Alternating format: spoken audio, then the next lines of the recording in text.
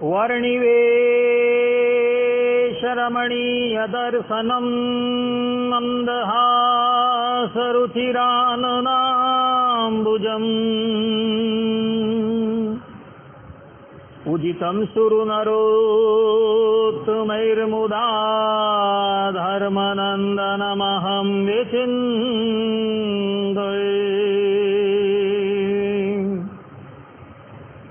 अस्मद्गुरो समारम्भां नाथयामूनमध्यमाम् लक्ष्मीवल्लभपर्यन्तां वन्दे गुरुपरम्परा वन्दे गुरुपरम्परा। सहजानंद स्वामी महाराज नी जय। श्री नारायण मुनिदेव नी जय। श्री राधा राधा बिहारी लाल नी जय। श्री लक्ष्मी नारायण देव नी जय। असतो मा षड्गमय तमसो मा ज्योतिर्गमय मृत्युर्मा अमृतं गमय। ओम शांति शांति शांति।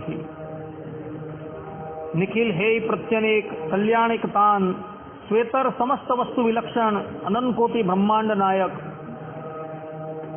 श्रीदेवी भूदेवी नीलादेवी श्री राधा देवी થી સમલંકૃત સર્વ અવતારના અવતારી સર્વ કારણના કારણ પરબ્રહ્મ પરમાત્મા ભગવાન શ્રી હરિની મહતી કૃપાથી આપણે માનવ જીવનના સર્વોત્કૃષ્ટ લાભ એવા સત્સંગને માટે ઉપસ્થિત થયા છે।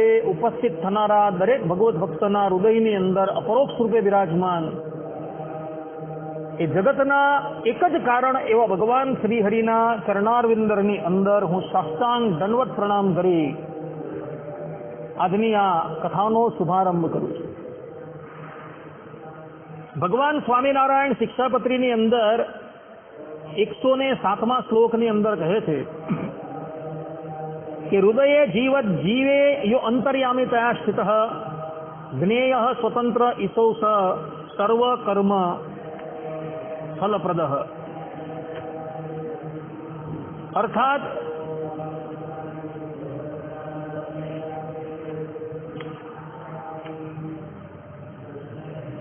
અને જે ઈશ્વર છે તે જે તે જેમ હૃદયને વિશે જીવ રહ્યો છે તેમ તે જીવને વિશે અંતર્યામીપણે કરીને રહ્યા છે ને સ્વતંત્ર છે અને સર્વ જીવને કર્મફળના આપનારા છે એમ ઈશ્વરને જાણવું। કહેવાનું તાત્પર્ય ભગવાન સ્વામિનારાયણનું એવું છે કે પરબ્રહ્મ પરમાત્મા જે છે એ જીવ પ્રાણી માત્રના હૃદયની અંદર રહ્યા છે અને હૃદયની અંદર રહ્યા થકા એ જીવાત્મા જેવા કર્મ કરે એ પ્રમાણે એના ફલનું વિધાન ભગવાન કરતા હોય છે। અને આ જ વાત ભગવાન શ્રી કૃષ્ણ ગીતાની અંદર પણ કહે છે। ગીતાની અંદર 9મા અધ્યાયના 22 થી 24મા શ્લોકની અંદર ભગવાન શ્રી કૃષ્ણ કહે છે સતયા શ્રદ્ધયા યુક્ત સસ્યારા જનમીહતે લભતે ચ તતઃ કામાન મય્યેવ વિહિતાન હિતાન ये त्व अन्य देवता भक्ता यजन्ते श्रद्धयान्वितः तेपि मामेव कौन्तेय यजत्य विधिपूर्वकम् अहम ही सर्वयज्ञानां भोक्ता च प्रभुरेव च। अर्थात भगवान श्री कृष्ण कहे थे કે તે પુરુષ તે શ્રદ્ધાથી યુક્ત થઈને તે દેવતાઓનું પૂજન કરે છે અને પછી મેં કહેલા તેના ઈપ્સિત ફલ ભોગોને તે પ્રાપ્ત કરે છે। હે અર્જુન, શ્રદ્ધાથી યુક્ત સકામ ભક્ત બીજા દેવોને પૂજે છે તે પણ મને જ પૂજે છે, પરંતુ તેનું તે પૂજન અજ્ઞાનપૂર્વકનું હોય છે। બધા યજ્ઞોનો ભોગતા અને સ્વામી હું જ છું। અહીં પણ ભગવાન શ્રી કૃષ્ણ પોતાના સ્વમુખે કહે છે કે હું જ જીવ પ્રાણી માત્રના અંતરમાં રહીને એણે કરેલા કર્મનું ફલ જે છે એ એને પ્રદાન કરો છો. અને આ જ વાત બ્રહ્મસૂત્રની અંદર તૃતીય અધ્યાયના બીજા પાદના 21મા શ્લોકની અંદર ભગવાન વેદવ્યાસજીએ પણ કહેલી છે. ભગવાન વેદવ્યાસજી ફલમત ઉપપત્તે આ પ્રમાણે કહી એવું કહે છે કે ભગવાનની ઉપાસના કરનારાને ઉપાસનાનું ફલ જે છે એ પરબ્રહ્મ પરમાત્મા થકી પ્રાપ્ત થાય. અને આ જ વાત જે છે તૈતરીય આરણ્યકની અંદર પણ લખેલી છે. તૈતરીય આરણ્યક 3:11-2 ની અંદર સ્વયં વેદ ભગવાન પોતે કહે છે, ચતુર હોતારો યત્ર સંપદમ ગચ્છંતિ દેવૈહિ, અર્થાત કે ઇન્દ્રાદિ દેવતાના અંતર્યામી એવા પરમ પુરુષ પરમાત્માની આરાધના રૂપ કરેલા યજ્ઞ આદિક સાધન અભિષ્ટ ફલ આપવામાં સમર્થ થાય. કહેવાનું તાત્પર્ય એ કે પરબ્રહ્મ પરમાત્મા જે છે એવો જ પોતે તે જીવના અંતર્યામી રૂપે રહીને એના ફલોનું વિધાન કરે છે. એવું ભગવાન સ્વામિનારાયણ પણ કહે છે, ભગવાન વેદવ્યાસજી પણ કહે છે, ભગવાન શ્રી કૃષ્ણ પણ કહે છે અને સ્વયં વેદ ભગવાન પણ કહે છે. એટલે કહેવાનું તાત્પર્ય એ કે જીવાત્મા જેવા કર્મ કરે છે એ જ પ્રમાણે એને ફલની પ્રાપ્તિ થાય છે. તમે અત્યારે જેવું કર્મ કરો તો એનો અર્થ એવો નથી કે મને એ ફલ જે છે એ તાત્કાલિક પ્રાપ્ત થઈ જાય. એનું ફલ એને ક્યારે પ્રાપ્ત થાય એનું વિધાન પરબ્રહ્મ પરમાત્મા નક્કી કરે છે. આ સંબંધની અંદર શ્રવણ અને શ્રવણના જે માતા પિતા જે છે એમના જીવનના કેટલાક ચરિત્રો જે છે એ અવલોકન કરવા યોગ્ય. ભક્તો, રામાયણની અંદર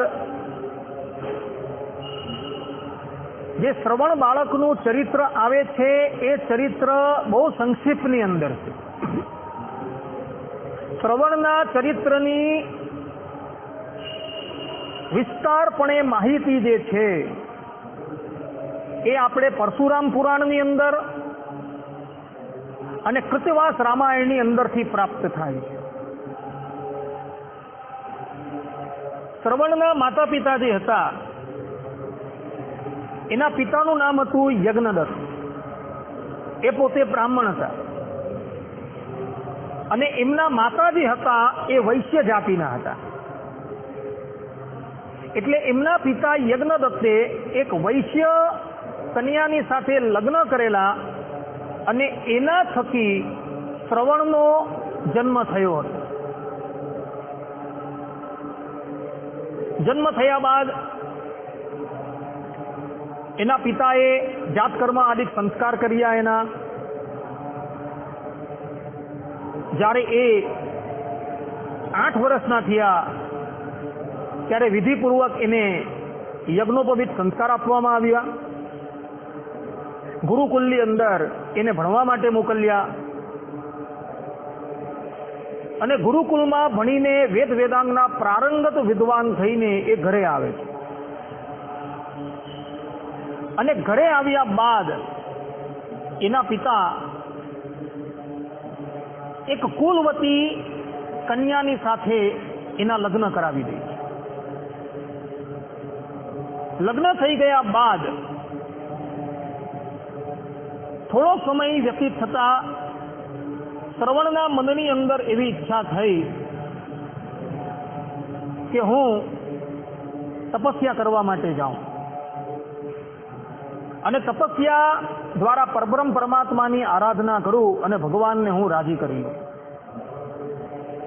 એ પ્રમાણે વિચાર કરી એ વનની અંદર જાય છે અને વનની અંદર એક બહુ મોટી ગુફા હોય છે, એ ગુફા એને દ્રષ્ટિગોચર થાય અને વિચાર કરે છે કે ભાઈ આ ગુફામાં રહીને આપણે તપસ્યા કરીએ. જેવા શ્રવણકુમાર ગુફાની અંદર પ્રવેશ કરે છે, ત્યાં ગુફાની અંદર એક સિંહ હોય છે, સિંહ, જેને આપણે શાર્દૂલ પણ કહીએ છીએ, મૃગ પણ કહીએ છીએ.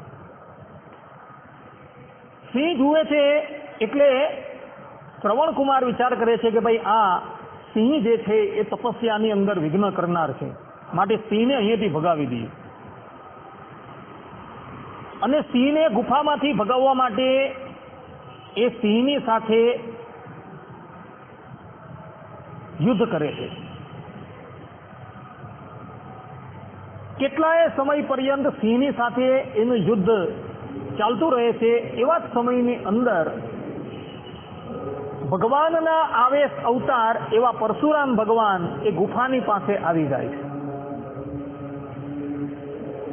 ગુફાની પાસે આવીને એમના કાનની અંદર એક બહુ મોટો અવાજ જે છે એ ગુફામાંથી આવતો સંભળાય છે. એટલે એ કુતૂહલવશ ગુફાની અંદર પ્રવેશ કર્યો. ત્યાં આવીને જુએ છે તો એક બ્રાહ્મણ કુમાર જે છે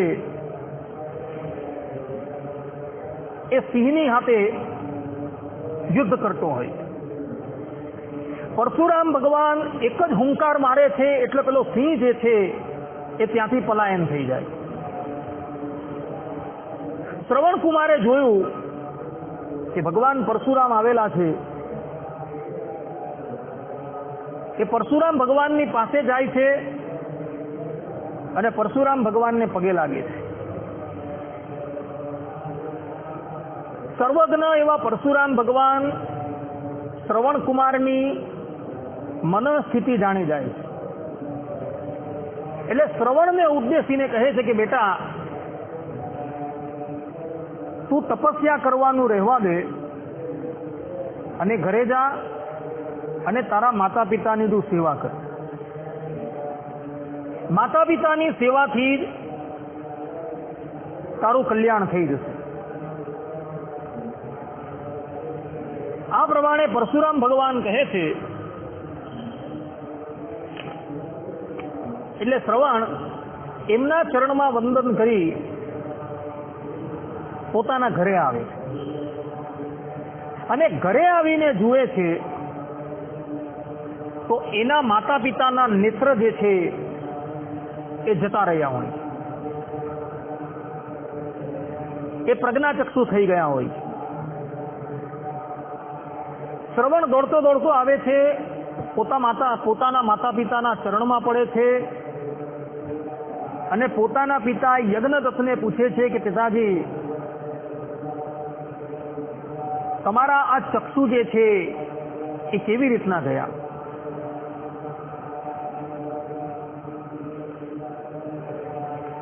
યજ્ઞદત્ત કહે છે કે બેટા, પ્રારબ્ધની અંદર જે થવાનું છે એ થવાનું જ છે.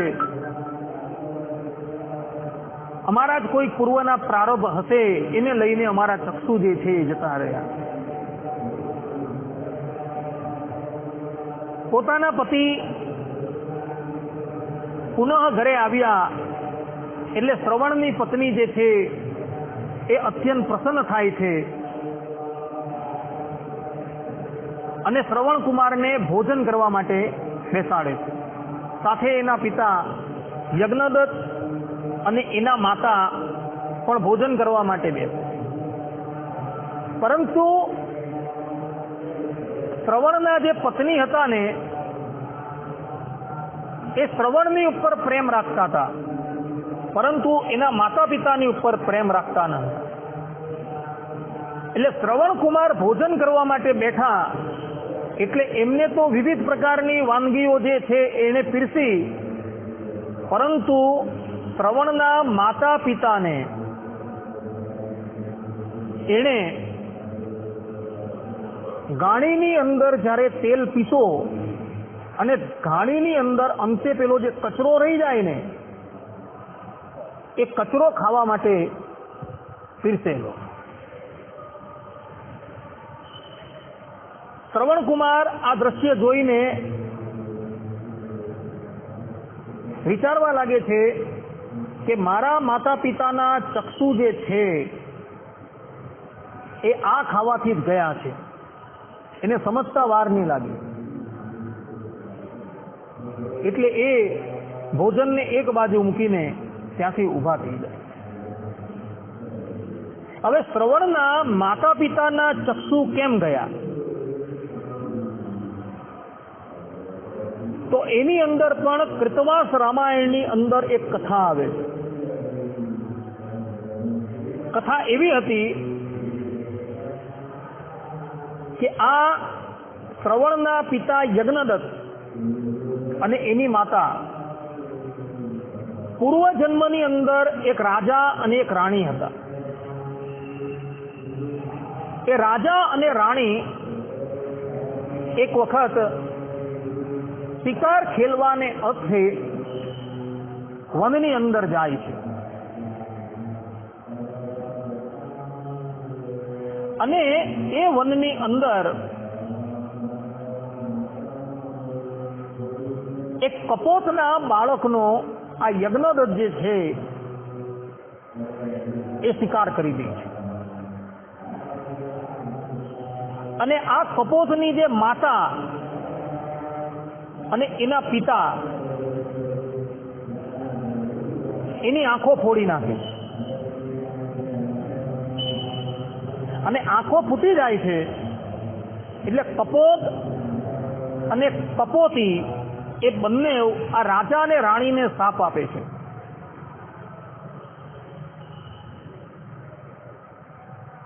કે હે યજ્ઞદત્ત, જે પ્રમાણે તે અમારા ચક્ષુ ભંગ કરેલા છે એ જ પ્રમાણે તારા પણ ચક્ષુ ભંગ એક વખત થઈ જશે. આ પ્રમાણેનો શાપ પેલા કપોતે અને કપોતીએ આપ્યો અને પછી એ લોકો પોતાનો દેહ જે છે એ મૂકી દે છે. ઘણો કાળ વ્યતીત થયા બાદ પેલો રાજા અને એની રાણી પણ દેહ ત્યાગ કરે છે અને બીજા જન્મે એ રાજા જે છે એ બ્રાહ્મણના ઘરે પ્રગટ થાય છે જેનું નામ હતું યજ્ઞદત્ત એટલે શ્રવણના પિતા. અને આ રાણી જે છે એ વૈશ્ય ઘરની અંદર પ્રગટ થાય છે અને ત્યાં એ બંનેના લગ્ન થાય છે અને એના થકી આ શ્રવણ બાળકનું પ્રાગટ્ય થાય છે. આ કથા કૃતવાસ રામાયણની અંદર આવે છે. કૃતવાસ રામાયણ કૃતવાસ નામના ઋષિએ લખેલું છે. તુલસી રામાયણ કરતા પણ આ પૌરાણિક છે. એ ઋષિ બંગાળના હતા. એના રામાયણની અંદર આ શ્રવણ કુમારનો આખો જન્મ જે છે અને એના પિતાના જન્મ વિશે વિસ્તારથી ચર્ચા કરવામાં આવેલી છે. અને બીજી વાત પરશુરામ પુરાણની અંદર આવે છે.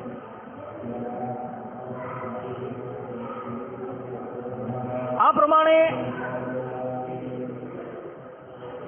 આ જન્મની અંદર કપોતી અને કપોતના સાપને લઈને શ્રવણના માતા પિતા જે છે એ અંધ થઈ જાય છે. કર્મના ફળ ક્યાં પ્રાપ્ત થાય જુઓ. પાપ કરેલું રાજાના દેહની અંદર અને એનું ફળ એને બીજા જન્મની અંદર પ્રાપ્ત થયું.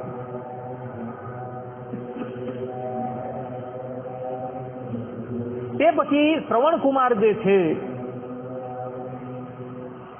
એ પોતાના અંધ એવા માતા પિતાની સેવાની અંદર જોડાઈ જાય.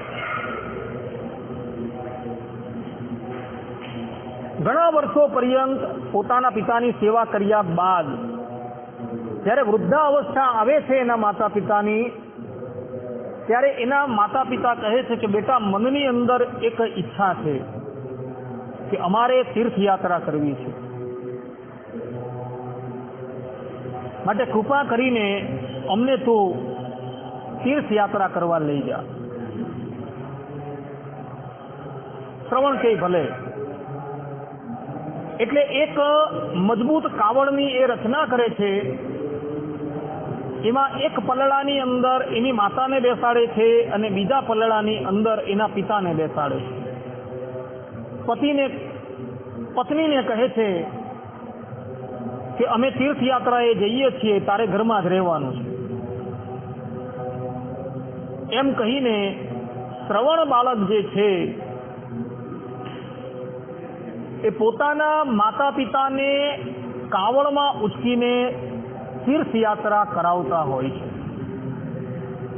ભારત વર્ષના વિભિન્ન તીર્થોની અંદર યાત્રા કરતા કરતા એઓ અયોધ્યાની અંદર આવે છે અને અયોધ્યાની અંદર અત્યારે એક શ્રવણ તલાવડી છે. આજે પણ એ સ્થાન છે.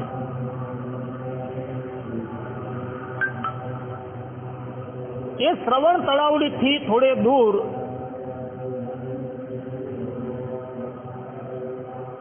શ્રવણકુમાર એના પિતાની ઈચ્છાથી જલ લેવા માટે એ તલાવડી પાસે જાય છે.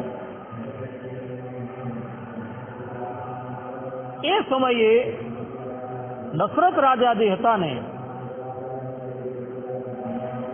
એ વનની અંદર શિકાર કરવા માટે આવે. દશરથ જેવા પરમ જ્ઞાની ક્યારેય પણ કોઈ નિર્દોષ પ્રાણીનો શિકાર ન કરે, કારણ કે શાસ્ત્રની અંદર 18 પ્રકારના વ્યસનો બતાવેલા છે કે જે 18 પ્રકારના વ્યસનોથી રાજાએ દૂર રહેવું. એમાં એક શિકાર પણ વ્યસન છે.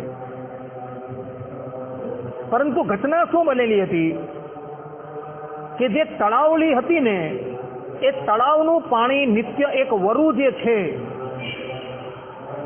એ પોતાની વિષતા છોડીને ખરાબ કરી નાખતું હતું. એટલે દશરથ રાજાએ વિચારેલું કે ભાઈ આજે આ વરુનો આપણે શિકાર કરી દઈએ, જેથી કરીને તળાવનું પાણી જે છે એ દૂષિત થતા અટકે. મધ્યરાત્રિનો સમય થઈ ગયો હતો અને દશરથ રાજા જાળીની અંદર ધનુષ બાણ લઈને તૈયાર જ ઉભા રહ્યા હતા. ને એવા સમયની અંદર શ્રવણકુમાર જે છે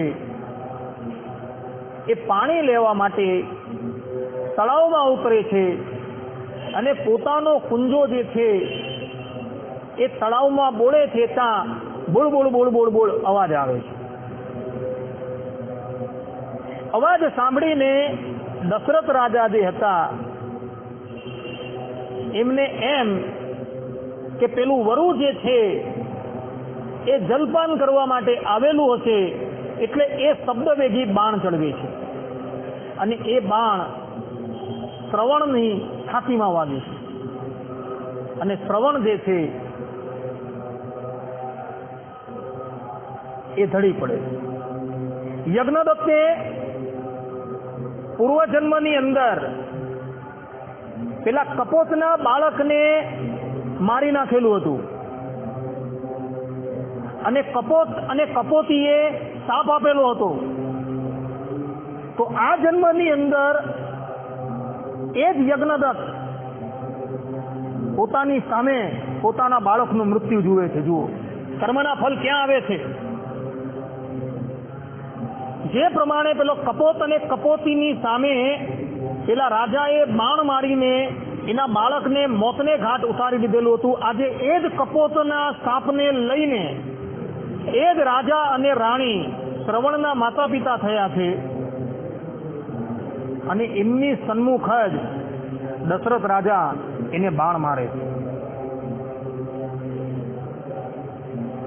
કર્મના ફળ ક્યાં પ્રાપ્ત થાય જુઓ.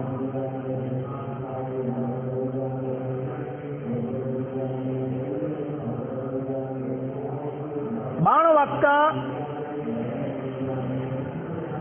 શ્રવણકુમાર પરમાત્માનું નામ લઈને ધડી પડે છે. દશરથ રાજા દોડતા દોડતા ત્યાં આવે છે અને આવીને જુએ છે તો પોતાનું બાણ જે છે એ એક બાળકને વાગેલું છે. શ્રવણ કુમાર કહે છે કે રાજન, તમે ભય ન પામો, હું બ્રાહ્મણ કુમાર નથી. મારા પિતા બ્રાહ્મણ છે અને મારી માતા વૈશ્ય છે. તમે કૃપા કરીને આ તીર જે છે એ કાઢી નાખો. દશરથ રાજા એની છાતીમાંથી પેલું તીર કાઢી નાખે છે.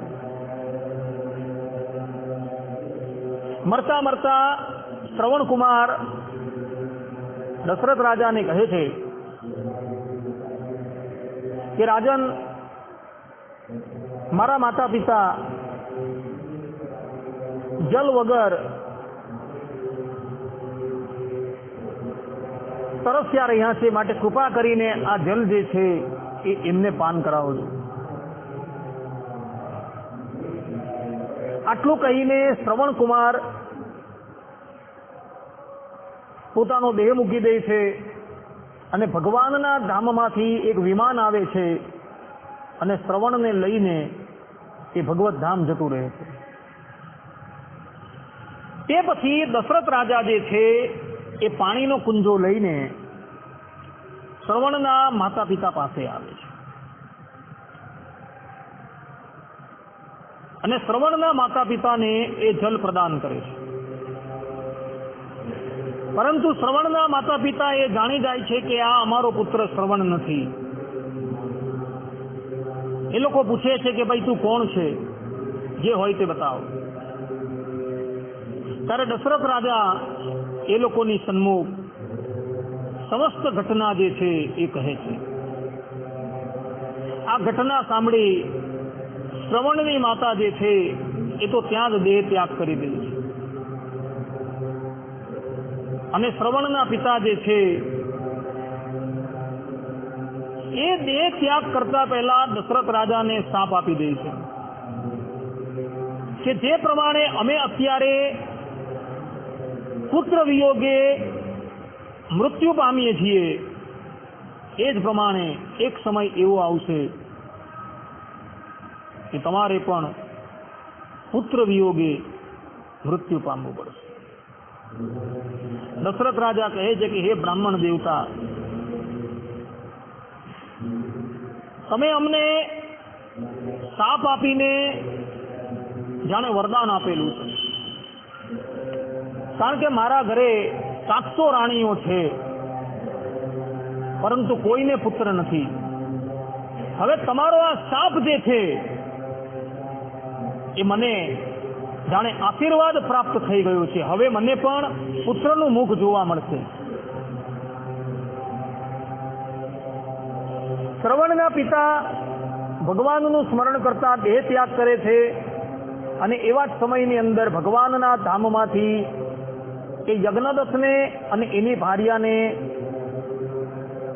ધામમાં લઈ જવા માટે વિમાન આવીને ઉપસ્થિત થઈ જાય છે અને શ્રવણના માતા પિતા એ વિમાનની અંદર બિરાજમાન થાય છે અને એ ભગવત ધામ પધારે છે. આ તરફ દશરથ રાજાએ વિધિપૂર્વક શ્રવણના માતા પિતાનો અગ્નિ સંસ્કાર કર્યો, પરંતુ પોતાથી 3 જણની હત્યા થઈ ગઈ છે. એટલે મૂર્તિમાન પાપ જે છે એ દશરથની પછાડી દોડે છે. દશરથ રાજા જુએ છે કે પાપ જે છે એ મૂર્તિમાન થઈને મારી અંદર પ્રવેશ થવા માટે તૈયાર થયું છે. કારણ કે એક બ્રહ્મ હત્યા પણ થઈ ગઈ છે. શ્રવણના પિતા બ્રાહ્મણ હતા, એટલે એ બ્રહ્મ હત્યા જે છે એ દશરથ રાજાની પછાડી દોડે છે. દશરથ રાજા એનાથી ભય પામી દોડતા દોડતા એક ઋષિની પાસે આવે છે. એ ઋષિ બીજા કોઈ ન હતા, પરંતુ વશિષ્ઠ ઋષિના પુત્ર હતા. દશરથ રાજા કહે છે કે ઋષિ, મારા પ્રાણોની રક્ષા કરો. એટલે ઋષિ જે છે એક હુંકાર કરે છે અને શ્રી રામનું 3 વખત નામ દે છે. ત્યાં જ પેલી બ્રહ્મ હત્યા છે એ ત્યાંથી પલાયન થઈ જાય અને એ દશરથ રાજાને નિર્ભય કરી દે છે. ત્યારબાદ દશરથ રાજા જે છે એ પોતાની નગરીમાં આવે છે અને વશિષ્ઠના પુત્ર જે છે એ પોતાના આશ્રમમાં આવે છે અને આશ્રમમાં આવીને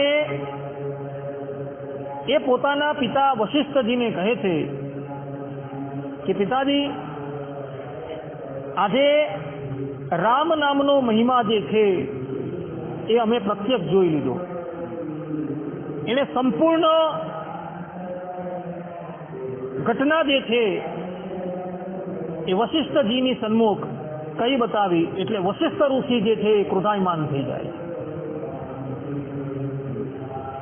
અને કહે છે કે રે અજ્ઞાની, રામનું કેવલ એક જ નામ જે છે એ ઉચ્ચારણ કરવા માત્રથી કોટી કોટી બ્રહ્મહત્યા જે છે એ સમાપ્ત થઈ જાય છે. તો તે 3 વખત રામનું નામ ઉચ્ચાર્યું કેમ? માટે જા મારો શાપ છે તો અત્યારે ને અત્યારે ચંડાલ થઈ જા. અને એ ઋષિ જે છે અર્થાત કે વશિષ્ઠ ઋષિના પુત્ર જે છે એ વશિષ્ઠ ઋષિના ચરણમાં પડી જાય છે અને કહે છે કે પિતાજી, આ ચંડાલ યોનિમાંથી મારી મુક્તિ કેવી રીતના થશે? ત્યારે વશિષ્ઠ ઋષિ કહે છે કે બેટા, જ્યારે તને રામના પ્રત્યક્ષ દર્શન થઈ જશે ત્યારે તને આ ચંડાલના દેહમાંથી મુક્તિ પ્રાપ્ત થઈ જશે. ત્યારબાદ વશિષ્ઠ ઋષિના પુત્ર જે છે એ ચંડાલની યોનિની અંદર પ્રવેશ કરે છે અને એ એક ચંડાલોના રાજા તરીકે નિયુક્ત થાય. 3.5 કરોડ ચંડાલોના એ રાજા થાય છે. એક સમયની વાત છે, ભગવાન શ્રી રામ પોતાના પિતા દશરથજીની સાથે પ્રયાગની અંદર સ્નાન કરવા માટે જતા હોય છે ત્યારે એમની ઉંમર જે છે બહુ નાની હોય છે અને તે વખતે આ બધા જ ચંડાલો જે છે એ દશરથ રાજાના સૈન્યની ઉપર હુમલો કરે છે.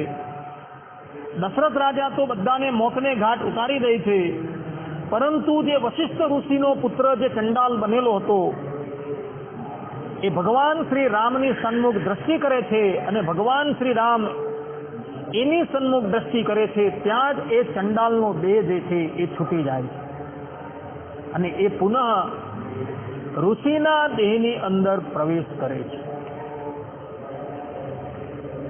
આ પ્રમાણે ભક્તો